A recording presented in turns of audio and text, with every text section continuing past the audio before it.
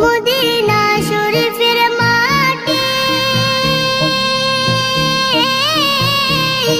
আমার চোখে মুখে বুকে মাখিও।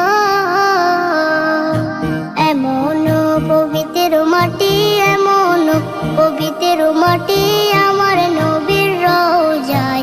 তোমরা যদি যাও গো মদিনায়, তোমরা যদি যাও গো মদিনায়। ইয়া রাসূলুল্লাহ, ইয়া হাবিবাল্লাহ, ইয়া রাসূলুল্লাহ, ইয়া হাবিবাল্লাহ। মদিনা শরীফের মাঝে বেহেশতের বাগান আছে ও।